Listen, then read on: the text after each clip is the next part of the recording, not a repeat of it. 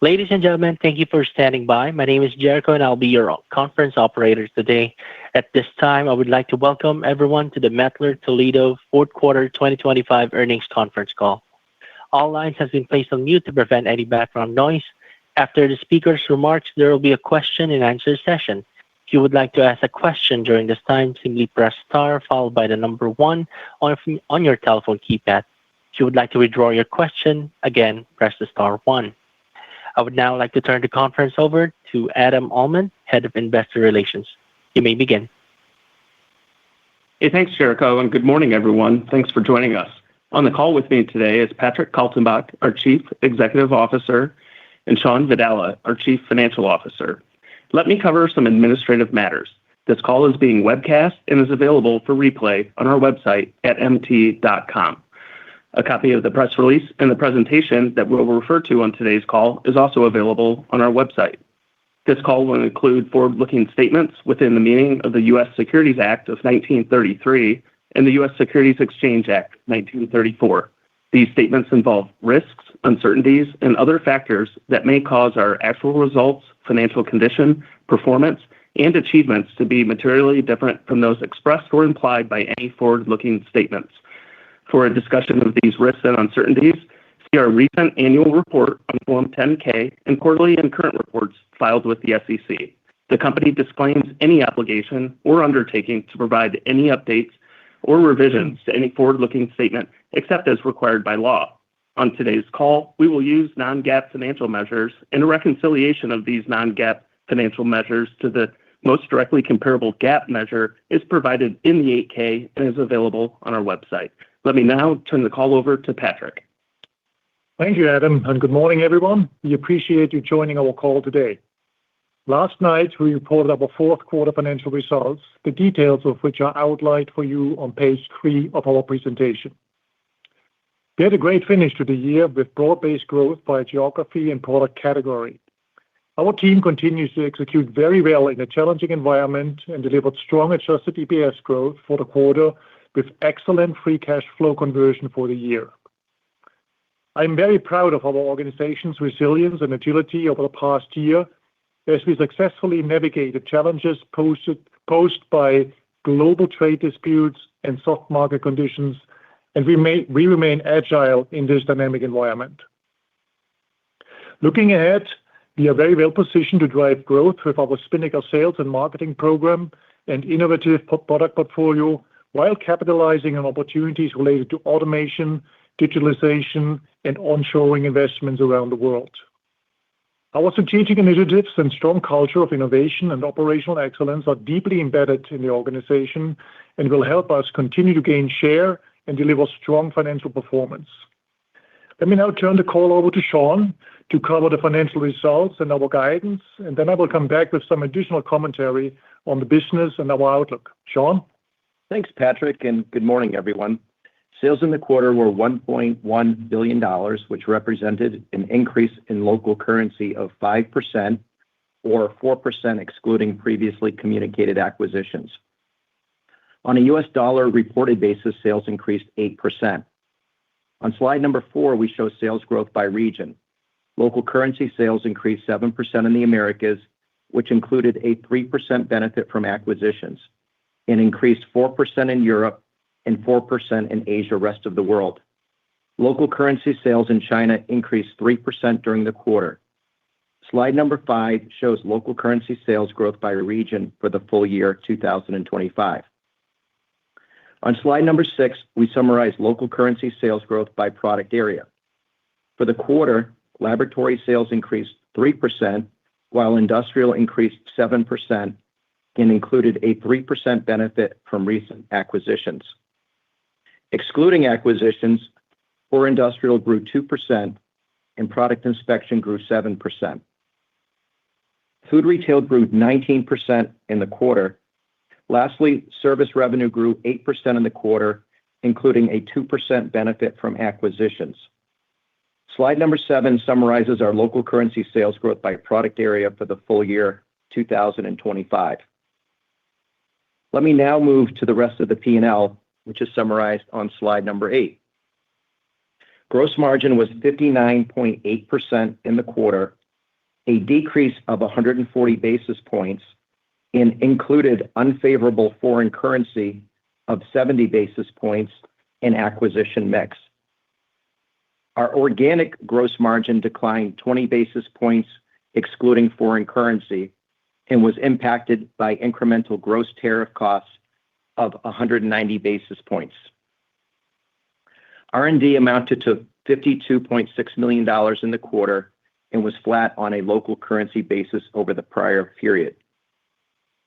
SG&A amounted to $259.8 million, a 6% increase in local currency over the prior year, and includes sales and marketing investments. Adjusted operating profit amounted to $363 million in the quarter, up 3% versus the prior year. Adjusted operating margin was 32.1%, a decrease of 160 basis points versus the prior year. Unfavorable currency was a 100 basis point headwind to operating margin in the quarter. We estimate the gross impact of tariffs reduced our operating profit by 7% and was a 190 basis point headwind to our operating margin.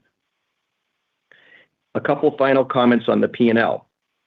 Amortization amounted to $19.7 million in the quarter. Interest expense was $17.4 million, and adjusted operating income amounted to $4.1 million. Our effective tax rate was 19% in the quarter. This rate is before discrete items and is adjusted for the timing of stock option exercises. This also excludes a $19.5 million discrete tax benefit related to the settlement of a tax audit. Fully diluted shares amounted to 20.4 million, which is approximately a 3% decline from the prior year. Adjusted EPS for the quarter was $13.36, an 8% increase over the prior year. Incremental tariff costs were a gross headwind to EPS of 7%.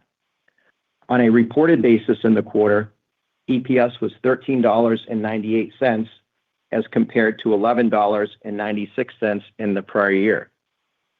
Reported EPS in the quarter included 28 cents of purchased intangible amortization, 18 cents of restructuring costs, a 14-cent net benefit from acquisition-related items, a 1-cent tax headwind related to the timing of stock option exercises, and a 95-cent discrete tax benefit. Slide number 9 summarizes our full year 2025 results. Local currency sales increased 3% for the year. Adjusted operating profit declined 1%, and our operating margin contracted 140 basis points. Adjusted EPS increased 4%. Excluding the impact of 2023 shipping delays that benefited 2024 results, we estimate local currency sales grew 4% in 2025, operating margin declined 80 basis points, and adjusted EPS grew 8%. Unfavorable foreign currency negatively impacted our operating margin by 50 basis points in 2025. Gross incremental tariff costs was a headwind to operating profit by $50 million, operating margin by 130 basis points, and EPS growth by 5% in 2025. That covers the P&L, and let me now comment on adjusted free cash flow, which amounted to $878 million in 2025, a conversion ratio of 99% of our adjusted net income. DSO was 35 days, while ITO was 4.2 times. Let me now turn to our guidance for the first quarter and the full year 2026. As you review our guidance, please keep in mind the following factors. First, our guidance assumes U.S. import tariffs, as well as the impact of retaliatory tariffs from other countries, will remain in effect at current levels. Second, while we acknowledge that headlines from some end markets like life sciences have been more favorable recently, geopolitical tensions remain elevated, and we assume customers are more cautious with their investments to start the year, with gradual improvements throughout the year. However, on a full year basis, our forecast does not assume a significant improvement in market conditions in 2026 versus last year. Third, we feel very confident in our ability to execute on our growth and productivity initiatives and believe we are well positioned to gain market share regardless of the macro environment. Now turning to our guidance. For the full year 2026, our local currency sales growth forecast is unchanged at approximately 4%, or approximately 3.5% excluding our previously announced acquisitions.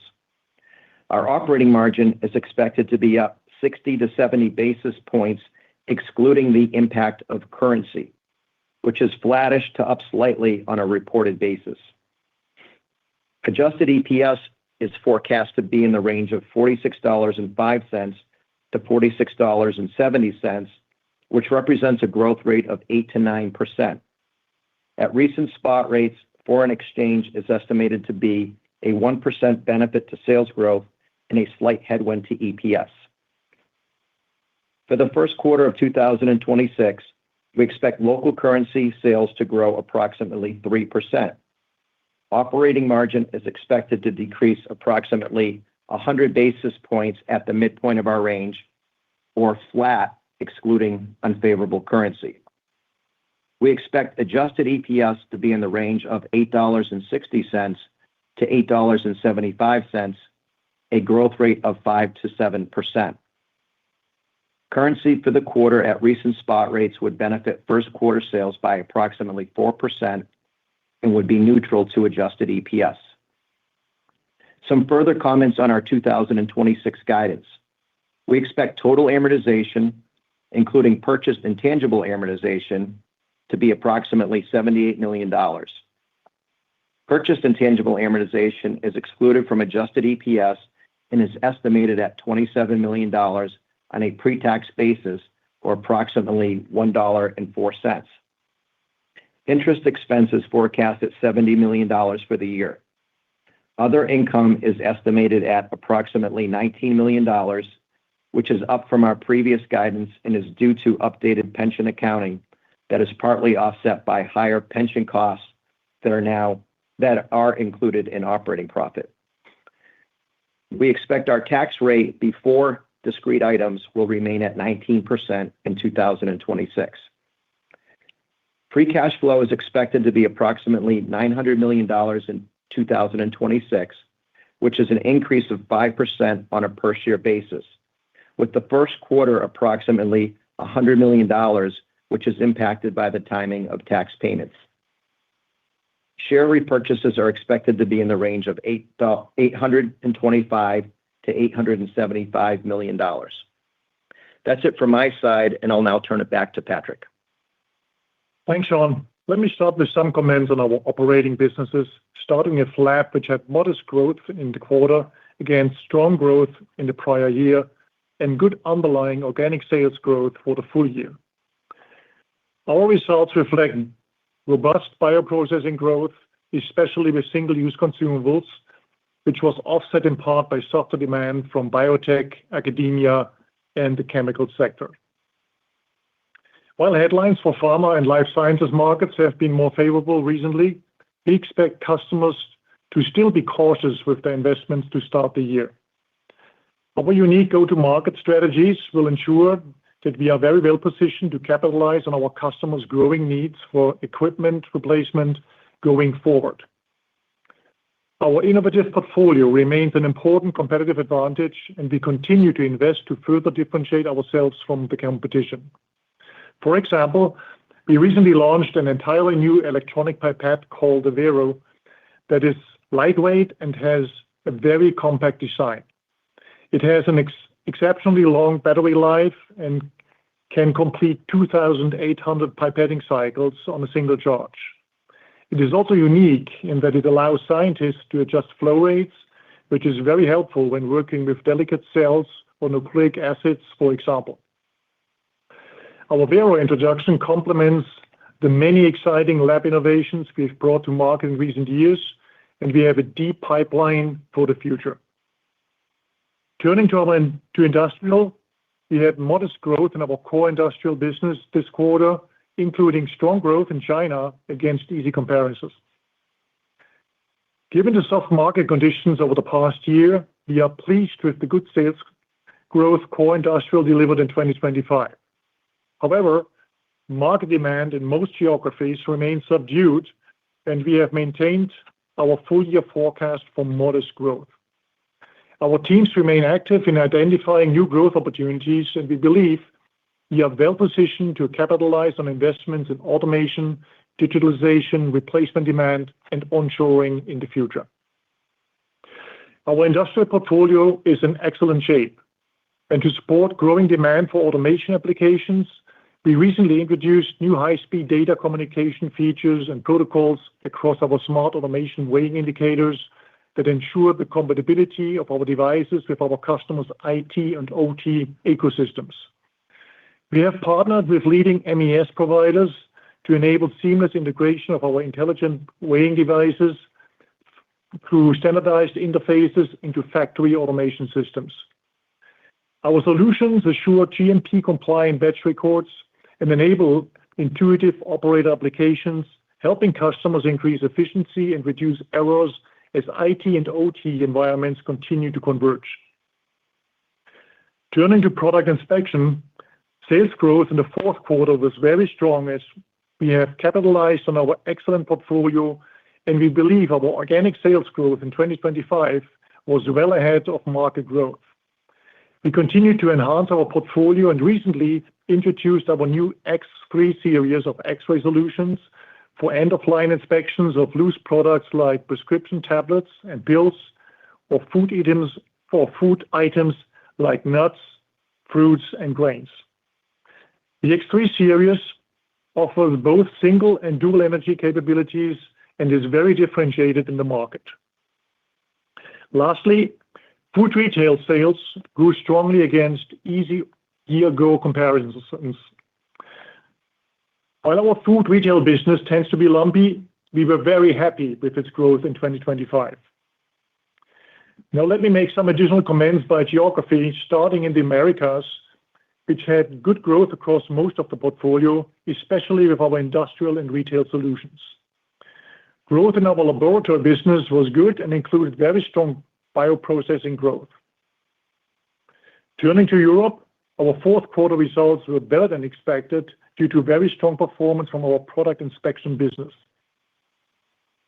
For the year, our European market organizations delivered good results despite soft economic conditions in some Western European countries, as we continue to benefit from our Spinnaker sales and marketing initiatives and innovative portfolio. However, economic conditions in Europe are mixed, and we do not expect significant improvement in market demand in 2026. Finally, Asia, rest of the world, had good growth in the fourth quarter and was largely in line with our expectations.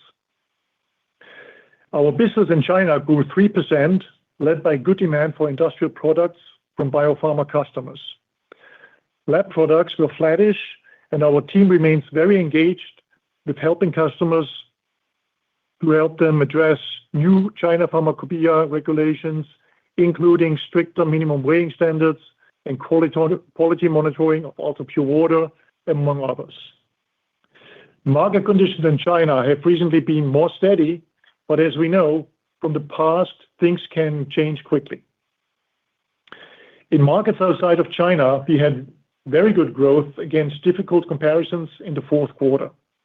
Emerging markets outside of China were 18% of our sales in 2025 and grew above our company average due to our dedicated resources and growth initiatives in these countries. Emerging markets are an important component of our growth strategy, and we expect above-average sales growth over the coming years. In summary, we delivered another year of solid growth despite ongoing market headwinds as our team leveraged our sophisticated go-to-market strategies and strong product and service offering. Our team's resilience and agility in our pricing, supply chain productivity, and cost-saving initiatives were pivotal in navigating tariff challenges and government policy uncertainties throughout 2025. we are squarely focused on driving growth in 2026. We will continue to benefit from our strong global leadership positions, diversified customer base, innovative product offering, and significant installed base. Service and faster-growing emerging markets will remain tailwinds, and we have accelerated our digital capabilities to identify and pursue growth opportunities, increasing the effectiveness of our global sales organization. Our market-leading solutions and innovative portfolio uniquely positions us to meet increasing customer demand for automation and digitalization solutions, as well as faster-growing segments. We also look forward to capitalizing on future growth opportunities with customer replacement cycles and investments in on- and nearshoring activities over the coming years. Now, this concludes our prepared remarks. Operator, I'd like to open the line now for questions. Thank you. We will now begin the question and answer session. If you have dialed in and would like to ask a question, please press star one on your telephone keypad to raise your hand and join the queue. If you would like to withdraw your question, simply press star one again. If you are called upon to ask a question and are listening via speakerphone on your device, please pick up your handset to ensure that your phone is not on mute when asking your question. We do request for today's session that you please limit to one question and one follow-up. Our first question comes from Patrick Donnelly from Citi. Please go ahead. Hey, guys. Thank you for taking the questions. Maybe on the 1Q commentary, Patrick, you talked about, baking in that customers, in spite of some positive headlines to your point on pharma and life sci, customers, you're baking in a little more cautious to start the year. Is that something you're hearing, through the first month and change here, or is it just obviously there's the typical Mettler conservatism?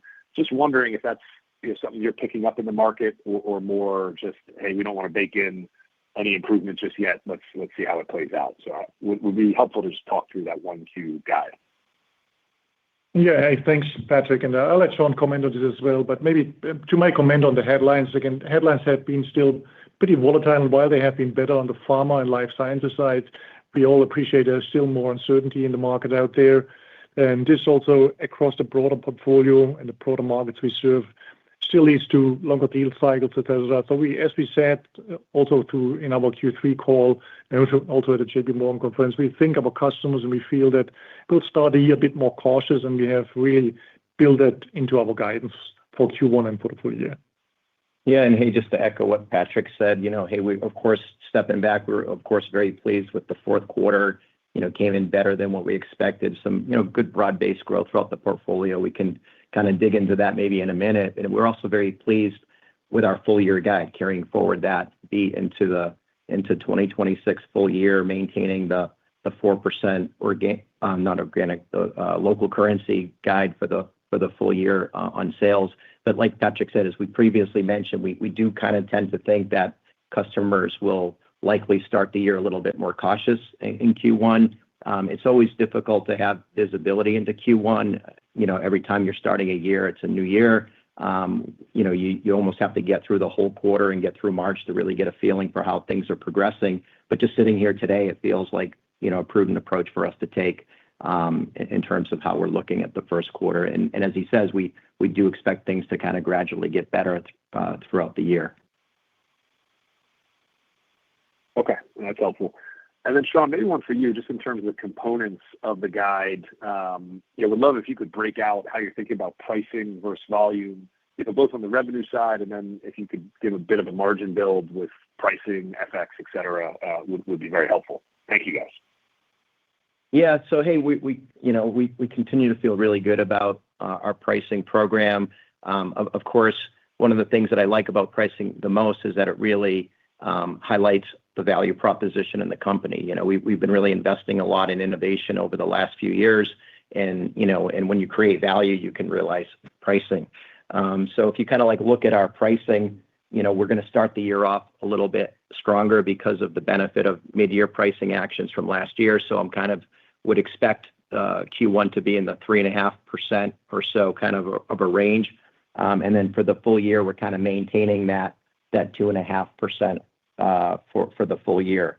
From an From an acquisition perspective, we would expect to benefit about 1% during the first half of the year from acquisitions, which would be about a half a point for the full year. That would kind of translate into organic volume for the full year of 1%, but it would be down by about 1.5% for Q1. This kind of just gets back to that same comment about just being a little bit more cautious, and frankly, just not surprised if customers start the year a little bit more cautious with how they spend, just given the volatility that we experienced or they experienced last year and just some of the uncertainty in the market. Hey, we also recognize headlines have been getting better, and hopefully we'll start to see things that translate into business as we go through the year. In terms of margins, there's a few things in terms of affecting our margins. Maybe we'll start with operating margins. On a reported basis, maybe one comment first. Currency has a pretty significant effect on our margins. It did in the second half of the year. If you remember, we were talking about this last quarter, and it's not a significant effect on profit, but it is on sales. Just the math when you start calculating operating profit as a percentage of sales, of course, it's going to have and optically look like a headwind. That headwind is about 100 basis points for the first quarter, and it's about 50 basis points for the full year of 2026. Excluding that, we would expect our operating margin to be up slightly in Q1, and we would expect it to be up by about 60 to 70 basis points for the full year. Of course, on a reported basis, it's going to be different. On a reported basis, Q1 will be down, probably in the 100 basis point kind of range, maybe 90 basis points. For the full year, it would be up slightly. Our next question comes from Vijay Kumar from Evercore ISI. Please go ahead. Hey, guys. Congrats on a nice sprint, and thank you for taking my question. Just back on this Q1 guidance, Shawn and Patrick. You guys did 4% organic in Q4. I think your Q1 is implying 2% organic. Correct me if I'm wrong. What causes that 4%-2% step down, and what are you assuming for end markets? When you say cautiousness, can you walk us through on the different assumptions you're having, industrial versus labs and pharma? Yeah, sure. Hey, maybe I can walk through maybe, Vijay, kind of like the assumptions for Q1 full year, but also Q4. As I kind of do it, you'll see that when we look at the beat, there was a very good beat on the industrial side, especially process analytics. I'm sorry, not process analytics, product inspection. When you look at the geographies, you'll see Europe came in better than expected, also to a certain degree in the Americas. As we were kind of entering the quarter, we were a little bit more concerned about Europe, but our product inspection business in Europe did particularly well. When we go through it, you'll also see that kind of what steps down a little bit from Q4 to Q1 just in terms of growth rates. You'll see that you'll see a little bit on the industrial side. You'll also see a little bit on the retail side. Also maybe this cautiousness in the Americas as well as to a certain degree in Europe. In terms of the fourth quarter, I think this might be out there, but I'll just kind of go through it quickly. Q4 lab grew 3%. Our guide for Q1 is up low single digit, and our guide for the full year is growing low to mid single digit. Core industrial grew 4%, and our guide for Q1 is flattish, and our guide for the full year is up low to mid single digit. Product inspection grew 11% in Q4. Of course, that was 7% organic, and then the industrial, by the way, was 2% organic, core industrial. Our Q1 guidance for product inspection is up mid to high single digit, and our full year guidance is up low to mid single digit. Retail grew 19% in Q4, and our guidance for Q1 is up high single digit, and then our guidance for the full year is flattish. If we kind of look at the regions, Americas was up 7%, which was 4% organic.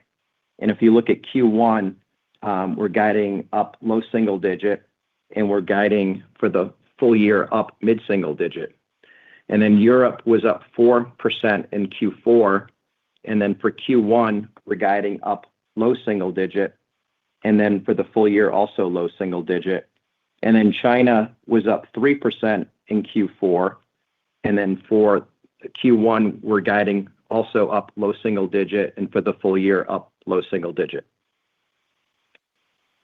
Hey, that's very helpful, Shawn. One on just on your EPS raise composition. I think my math looks like maybe half the beat came from below the line trade between interest expense and higher pension income. What's the other, I guess, $0.30 or so raise coming from? Because it looks like top line didn't change. You're talking the full year 2026, Vijay? Yes. Yeah. No. I think just to clarify, we, so our beat, the beat in Q4 was related to sales. I think some of the below OP stuff might be a little confusing, but we excluded some of those benefits from our adjusted EPS. Like, so for example, the one-time tax benefit. When you look at our 2026 EPS guidance, we kind of carried forward the EPS beat from 2025. We also increased our EPS for the benefit from Swiss tax rates. Tariff rates. You might remember the Swiss tariff rate decreased from 39% to 15%. That had a benefit of just under 1% of EPS. Aside from that, there was a little bit of noise. We had foreign currency, which was a slight headwind, and we updated for that. We had a little bit of noise with better pension income that's going to help out a little bit below OP. That's also, that's based on like how you do your actuarial accounting at the end of the year. There's also maybe an offset in some of the pension stuff above OP and just some basic fine-tuning at the end of the year. Thank you, guys. Stepping back, we're very pleased with raising EPS by 70 cents for the full year, which is about 2%, and maintaining our 8%-9% EPS growth. Helpful. Thanks, Shawn. Yep. Our next question comes from Dan Arias from Stifel. Please go ahead. Hey, good morning, guys. Thanks for the questions. Shawn, food retail is pretty strong here. Is something picking up, or is that just sort of the inherent lumpiness of that business? The outlook, I think, for the year is flat, so I'm not sure if spending improvement makes that easier, or if the big 4Q just kind of creates a tougher comp, which makes that harder to reach. Hey, Dan, this is Patrick. Look, with retail, of course, we are very happy with the performance we have seen from retail in Q4 and also in 2025 as it was growing. I also want to remind you that the retail business is a pretty lumpy business, a lot of project business. As we still guide retail for Q1 for high single digit, I think fiscal year 2026 will see a tough compare, and with that we also guided to the flattish growth in 2026. Again, it's a lot of ups and downs, big project business there. We compete really well. We actually spend quite some amount of innovation and brought a lot of good products, new products over the last 2 years, and then we compete extremely well. Again, it's more lumpy, and it was as probably as we are after 2025 growth. We see the full fiscal year 2026, given the tougher compares, rather flat. Okay. Maybe on China, I know no one thing changes the growth picture for you guys, but how would you characterize the pharmacopoeia opportunity over there that you talked about a little bit last quarter, just in terms of what might be tangible when it comes to demand, and then when you think that purchasing might ramp up, if in fact it does? Yeah, that's a good question, Dan. Look, in China, again, we are really well positioned with our team there, where we have an outstanding portfolio, and pharmacopoeia is one of the opportunities. We have seen some really good customer engagement also in Q3 and Q4 last year. We expect this to continue, but it's not like a step change, right? This is continued upgrade of existing balances and customers' labs as they want to comply with, things like minimum weight requirements, et cetera. I think it's supporting our ongoing growth in China and the lab business in 2026, but it's not a huge step change that comes all at once. Yep, makes sense. Okay, thank you. Our next question comes from Michael Ryskin from Bank of America. Please go ahead. Great. Thanks for taking the question. And congrats on the quarter and the guide. First, I want to touch on, you've talked about the reshoring or onshoring opportunity a number of times in the past, and you flagged it again today. Just curious, if you could give us an update on that, any change in conversations or in tone. I know it's still really early, but just sort of what your sense is on timing on when you might start seeing at least the beginning of those orders. Late 2026 or still more of a 2027, 2028 dynamic? Yeah, thanks, Mike. Look, yes, there's a lot of good news and I would say out there, but think about our product portfolio. A significant part of our portfolio, over 50% of our portfolio is actually for manufacturing. Then you have another 25 or 20 to 25% so for QA, QC. So if you think about this reshoring, home shoring, specifically for pharma, these factories still have to be built, right? And then we come into play with our portfolio as we build it out. So we see this more as a 2027 and beyond opportunity for us. So of course, it's important that we are out there in discussion with our existing customers. We help our existing customers a lot with our portfolio and make sure that they are well aware as they plan then of building out potential additional facilities in the U.S. To make sure that we are their preferred supplier for these opportunities. And it's pharma, but it's also other areas. If you think about, for example, the battery segment and others. So they're around the world. I would say in the coming years, a lot of good opportunities when it comes to reshoring, where customers build redundant setups to make sure that they also de-risk the setup that they had in the past. And I see this for the coming years as a good opportunity, but we have not factored it in as a big growth opportunity for 2026. I think it's still very early innings. Okay. All right. That's helpful. And then I want to touch a little bit on Europe. It feels that that's been doing a little bit better than expected. I think it stands out a little bit more for us the last couple of quarters, despite tough comps. Just talk about, what you see driving that on the ground there and how sustainable that is going forward. Thanks. Yeah. Hey, Mike, maybe I'll take that one. So as I kind of was alluding to before, kind of coming into the quarter, we were a little bit more cautious on Europe. We've been extremely proud of our European organization over the years. If you just look at the economy in Europe, it's the softer economy in the world, in more recent times. PMI is kind of in the low 40s at times, and we've continued to, I think, do extremely well, with that kind of a backdrop. I think a lot of it, we benefit from, of course, a strong organization, but also, our Spinnaker program really with the combination of us going most direct in Europe, I think allows us to also be a little bit more precise in terms of that ability to gain a little bit of market share each year. If we just kind of look at the fourth quarter, though, one thing that I mentioned before that really stood out was our product inspection business. We just had really strong growth in that business. And I think it's a theme we've seen in other regions, throughout the year, which is, some of the innovation that we've introduced to the market and recently has been just very well received. And, and a lot of that innovation is really trying to go more specifically at the mid-market segment. And we're doing quite well there. Otherwise, I'd say we're competing well in the other product categories in general, but with I'd say a more challenging backdrop in some of the other regions.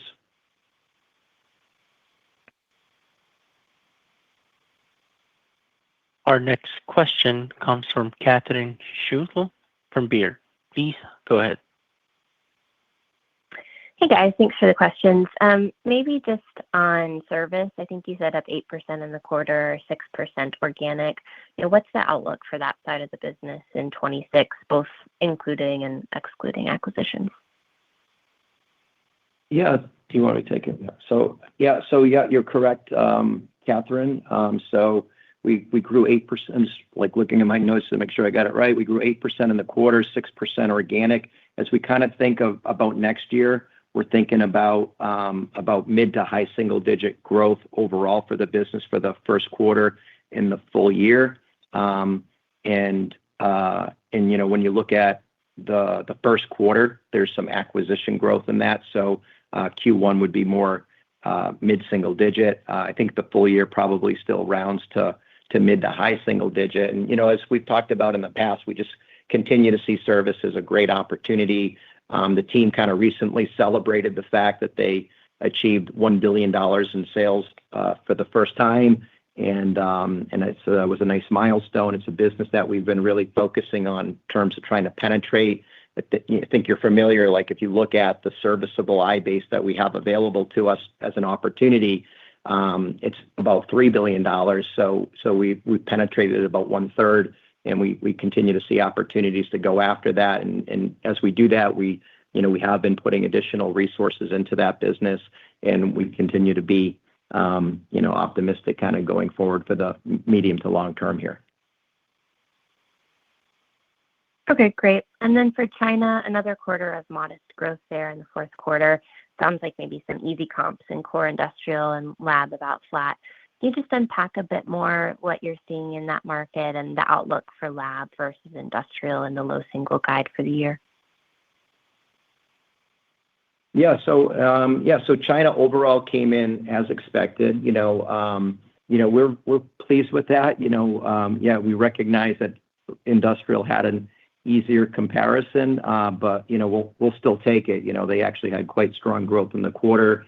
When we kind of came out of the budget tour last year, we were in China in September, and one of the takeaways for me was you could just feel that there was a lot more positive energy coming out of our industrial team. It's really kind of cool to actually see it translating into results here. I think they're doing very well there at the moment, and that's good in the context of an economy that still has some challenges. When you kind of cut through and look at the markets, one of the markets that really is doing better there is the pharmaceutical end market. We see that in both sides of the business. Maybe the one area that is more challenging is on the chemical side. For us, chemical means mostly specialty chem, but that's a more challenging end market at the moment. When we look forward to China for this year, we're still looking to guide in that low single-digit range for Q1 for the full year. Right now I'd probably think lab and industrial will probably both be in that kind of a range. Maybe some quarters better than others, depending how things play out here a little bit. Big picture, I think we've had at least a year of things have moderated there. We've had some modest growth. I think it's a good base, hopefully, to now grow on. We're not building anything too significant to get over our skis. As we know, things in China can change quickly in either direction. Hopefully we'll start to see things pick up at some point. I think longer term, we still feel very optimistic. I think when you look at like the 5-year plan and you look at all the investments going into the pharmaceutical industry and life science industry in China, it's very encouraging. Then you look at some of these trends about GLP-1s and the number of companies in China that are investing in that. It's also a good opportunity, just as an example. I think our team is well positioned for that. As you know, we have a really great China for China story, with us making most of our products in China for China and selling mostly to Chinese private companies. I think that's just a good setup for us, and we've always performed well there relative to the market. Great. Thank you. Our next question comes from Luke Sergott from Barclays. Please go ahead. Great. Thanks for the question, guys. I just wanted to kind of touch on some of the more of that pharma side and also the A&G weakness that you talked about. Also, I guess part of that in 4Q is the biotech weakness as well. We're starting to see some green shoots in biotech. Pharma's doing a lot more M&A, and I know that it's probably going to track a different cycle than obviously the clinical research. How are you guys thinking about when that funding starts coming back? Where in that cycle would you guys start to see some of the pickup? Or if this biotech or like the early stage pharma where you're seeing weakness now is more just associated with kind of the academic funding environment? Yeah, maybe I take that. Look, we are, I think, quite excited about the overall biopharma and specifically biopharma processing activities that are going on. And Sean made a comment here on GLP-1 and others. I think that's actually where we see good momentum in the market, almost around the world. So that's what I would say is a growth driver for us as well. When you mentioned academia and government and biotech, they have actually pretty small exposure in that area. It's mainly in the area of liquid handling and with the pipette business, etc. Otherwise, we are not really prominent in that segment. And it's hard to say when we really would see a pickup there. Of course, depends on some real good funding that should come back into the biotech and academia area. Again, we would first see that on the pipette business, if that is picking up again. And right now, we saw that business in Q4 still a little bit under pressure. I think it was slightly declining in Q4. And we have to wait and see again when the funding is really coming back and when we see more momentum. But I think I would say that the indicator there for us would be more on the pipette business. But as a reminder, it's a smaller part of our overall business. Got you. And then one for Sean on the GMs, and I understand this is a completely fluid tariff environment for you guys, but more generally, we've kind of seen this kind of tick down in gross margins across the space. And is there a dynamic going on with you guys where your tariff mitigation efforts outside of pricing, those are ongoing, and then you're starting to get some pressure here from your suppliers, and there's just going to be a mismatch between timing of when you can pass that on to your customers? Is that, just trying to figure out where this kind of ultimately shakes out, or for you guys just being forced right now to kind of eat it until things normalize? No, actually, we're doing quite well in terms of managing the input costs. I think the Stern Drive program has really been helping us out. That program has a lot of sophistication, like a lot of our programs when it comes to like digital capabilities and our ability to like really look at what should something cost. So it's called should costing, and we can like really diagnose opportunities that we can leverage as we look at our cost structure. I think what's making what was already a confusing year with tariffs more confusing is that currencies have changed quite a lot more here in the second half of the year. And I was trying to explain that earlier in the call, but I wouldn't dismiss that, right? Like it's like a 70 basis point headwind to gross margin in Q4. And as I mentioned before, we're going to see that kind of carry forward to the first half of next year. And then some of these recent acquisitions, while on an OP basis, they're fine. Just when you start to look at some mix effects, we start to get a little bit of unfavorable mix in terms of gross margins. Kind of like the way you think about the service business, right? It's like good when it comes to OP, but in terms of gross margin, it might be a little bit dilutive. And that's because a lot of these recent acquisitions were distributors, which were largely service businesses. And then any incremental product sales is going to be smaller just by the virtue of the fact that they were a distribution partner. But when you kind of cut through all that, like I was trying to say, I don't know if we got into this before or not, but like if you cut through FX and you cut through the organic, the acquisition side, the organic gross margin was down 20 basis points for the quarter and for the full year. And that's despite a very significant gross headwind on tariffs, right? It was like 190 bips in the quarter. And if you think about it, while we were mitigating things throughout the year, we did have this topic of the Swiss tariffs that kicked in at 39%. And then we're having to absorb that during the fourth quarter. So the step down to 15% tariff rate in Swiss tariffs, that's something that benefit will happen more in 2026, not in Q4. And I think there's even maybe a little bit of bleeding into the first part of Q1, just given stuff that was maybe in inventory already. So hope that helps a little bit. Yeah. Oh, that does. Thank you. Yep. Thanks. Our next question comes from Tycho Peterson from Jefferies. Please go ahead. Hey, thanks. Wanted to dive in a little more on the industrial strength, product inspection. Sean, I appreciate your comments that, some of this is new product intros and opening up the mid-tier market.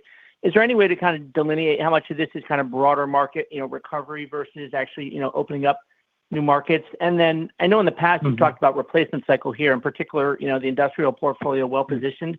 Is, that business benefiting at all from replacement cycle at this point? I'll take that, Tycho. I think the growth you're seeing in our product inspection business, we cannot point here to any underlying market recovery or market strength. Actually, we think the market is still under considerable pressure, the food market, but we are really, I would say, very well positioned with our portfolio and all the innovations we have pushed across the portfolio, whether it was in X-ray detection and in check weighing, and there's more to come. Again, we had a clear dedicated plan to not only dominate the high end, but also attack the mid-range market. That strategy is playing out really well. So yeah, I would say it's mostly innovation, the growth that you see there. And when it comes to the installed base and replacement market, what we are seeing across the board, across the portfolio, and that is not only true for the product inspection businesses, we see a little bit of aging of installed base. I think we have now seen probably 2 years of subdued replacement, and what it needs really for that to pick up is what I mentioned at the beginning, is more certainty in the market, more confidence of customers that they can invest. I mean, they, of course, cannot hold off forever, but I think once the market gets a bit more stable and there's more certainty in the market and less noise, we will see a gradual pickup again in the replacement business to more normal levels and probably also a bit more. But it will not be, again, a step change. This will be a gradual phasing in of the replacement business again. Okay, that's helpful. And then following up, on the pharma, onshoring, reshoring comments earlier, I appreciate that's more of a 27 and beyond story. Fair to assume lab will see that later, but maybe you'll see it on the industrial side earlier, weighing and dimensioning for transport, logistics, things like that. Yeah, that's a good way to think about it. As you know, for these onshoring and reshoring, of course, also we work with industrial partners, with automation solution providers that use our equipment, and I think they will pick up for as they prepare for the manufacturing solutions there, the automation lines and everything that is needed, and also our own products for production, and then lab, including the QA/QC products that we deliver for these markets, will be probably a bit later. Okay, and then maybe just one last one on bioprocess. I know it's a smaller part of the business. Maybe just touch on what you're seeing there. How do volumes look, and what are you baking in this year? I'm sorry, Tycho, can you repeat the question? Yeah, just bioprocessing, and consumable single use. Can you just talk a little bit about, volumes, and what you're baking in on the bioprocessing side this year? Yeah. Hey, so we didn't bake in specific guidance for it, but certainly on the bioprocessing side, we had a very strong fourth quarter, especially when we, geographically, we look at the Americas, the U.S. Bioprocessing did especially well. Single use, also did particularly well in that market as well too. We kind of look at that as an above average growth driver in the lab business, and certainly feel good about the momentum there kind of carrying into in and through 2026.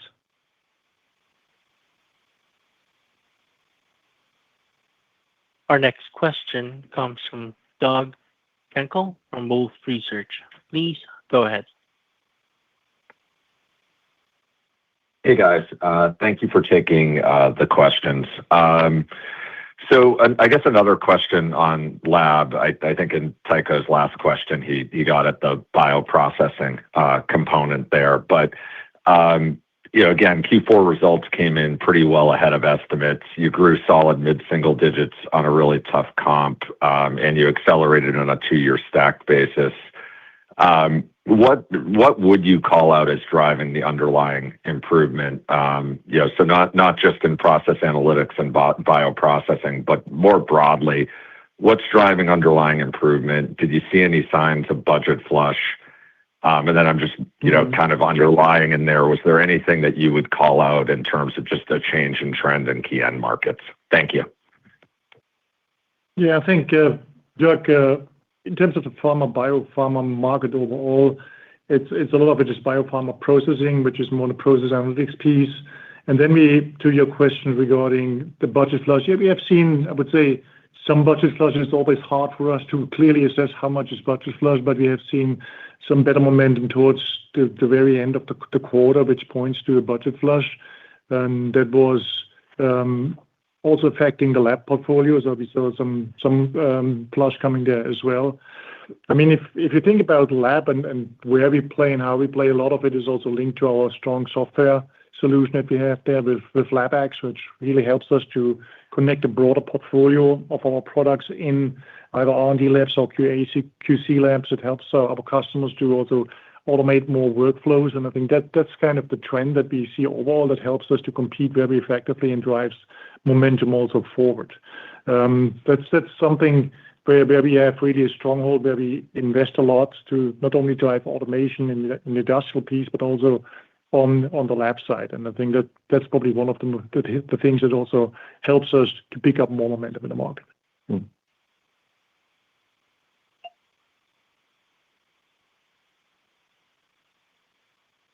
Our next question comes from Dan Leonard from UBS. Please go ahead. Thank you very much. Hi, Patrick. Hi, Shawn. I want to revisit, Patrick, the comments you made on your emerging market view. You commented that you have an expectation for above-market sales growth from emerging markets, and I want to clarify, does that comment include China, or were you speaking to emerging markets outside of China? Yeah, a very good question, Dan. And thanks for that question. I think it's an important one. We really speak about outside of China. We expect for the emerging markets, which we also said is, in the meantime, make about 18% of our total revenues, versus China is more like 15 or 16% of our total revenues. Above average growth and above corporate growth rate is specifically pointing towards the emerging markets, ex-China. Appreciate that clarification then. What is your updated view on growth in China over the medium term? Is that fleet accretive or fleet neutral? Yeah. Hey, we're not necessarily formally updating guidance on China. I think we are very optimistic still about the medium to long term. We clearly acknowledge that it doesn't need to grow at the rates that it grew in the pre-COVID era. The last time we updated our algorithm for growth, we were kind of looking at high single digits for China. Sitting here today, would be very comfortable if it was mid-single digit, with our ability to still hit our 6%+ long-term sales growth algorithm. Just as one example, the emerging markets outside of China are now bigger than China, and we kind of see a lot of growth opportunity there. There's also a lot of other things going on inside the company that we feel good about.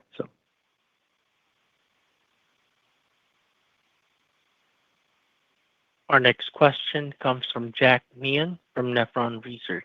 Please go ahead. Thank you. Hi, everyone. Had a couple of questions on core industrial. The first is called out, seeing some signs of life on the PMI side. I was just curious in that context, can you unpack the first quarter guide? I think you're assuming flat growth. Is there some timing dynamics going on, or just piece those together for me?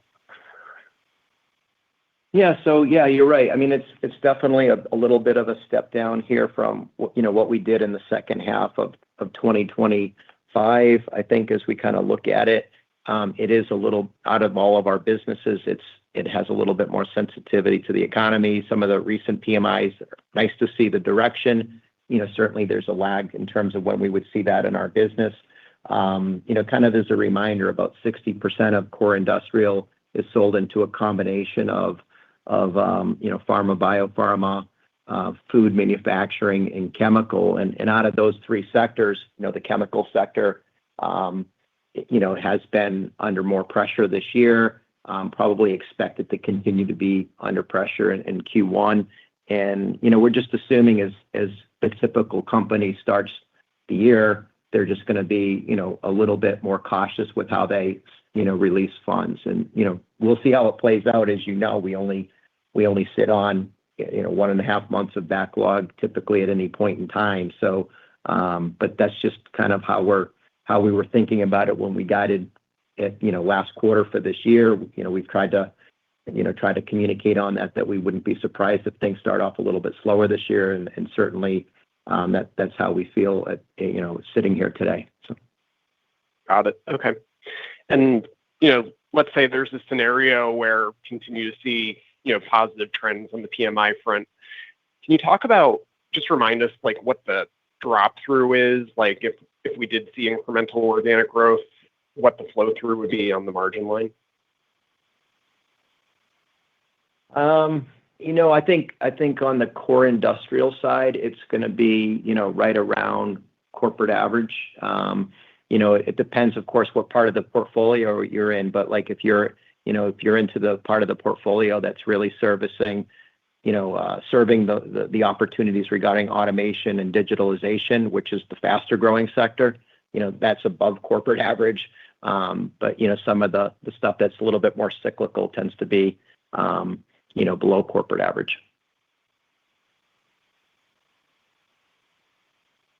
Our next question comes from Josh Waldman from Cleveland Research. Please go ahead. Hey, morning. Thanks for fitting me in. One for Sean and then one for Patrick, I think. Sean, can you talk through how you're thinking about the organic growth progression through the latter 3 quarters of the year? I guess, are you factoring in a larger than normal ramp off of the Q1 to get to the full year? And then on the embedded caution to start the year, I guess, are you seeing this in the order book when you consider normal kind of order seasonality for January? Yeah. Hey, maybe I'll take the first part of the question first. I think if you look at our ramp up, it's not like a significant ramp. Yes, we're going to be down a little bit organic volume in Q1 per our guidance. But if you look at the second half of the year, it probably implies something in the 2% kind of a range in terms of organic growth.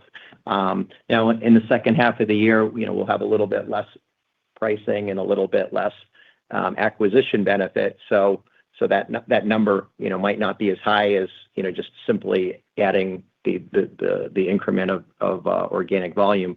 But that's kind of how I would probably see it sitting here today, but certainly wouldn't want to get into specific quarters. I think every year is the same, and this year is no different, and probably even has a little bit less visibility as you started, just given all the volatility from last year. But we're going to learn a lot more here over the next couple of months. And I think once we get through the full quarter, we'll have a much better perspective on what Q2 looks like and what the rest of the year looks like. And then in terms of orders, hey, it's we never comment on months, and particularly it's just in Q1. I mean, January is always a goofy month, right? February is a goofy month. You have Chinese New Year timings.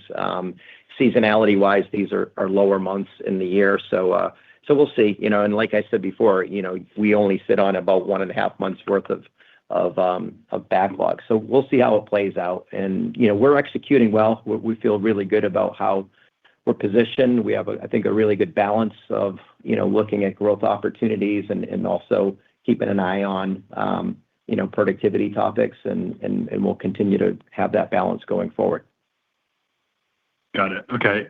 And then Patrick, on service, I think you said the group reached $1 billion in sales. Can you remind us how that's dispersed across the lab and industrial segments? And then in the past, I think you've talked about service as an area of strategic investment. And I wondered if you could talk through what you see as the near-term opportunities in service to drive incremental share growth on the hardware side. Yeah, very good. Thanks, Josh. Yeah, look, I'm very excited about services and also the growth rates we have seen over the last years. We made a really conscious decision to over-invest in services as well and drive that opportunity. As Sean said, we currently cover about 1/3 of the install base. There's ample of opportunity for us to continue to cover more of that with strategic programs. We're making good progress. When you think about the breakdown between industrial and lab, for example, it's almost along the revenue line because in industrial, you would have to differentiate between, for example, PI, where do you have a stronger service business versus core industrial that's a bit less. But I think it almost balances it out across the portfolio in terms of the contribution and comparison to the product business. But we're very excited about where we stand. It's a great strategic program for us as a company, and we are, of course, super proud that the team achieved this major milestone of $1 billion revenues in services. Great. Thank you.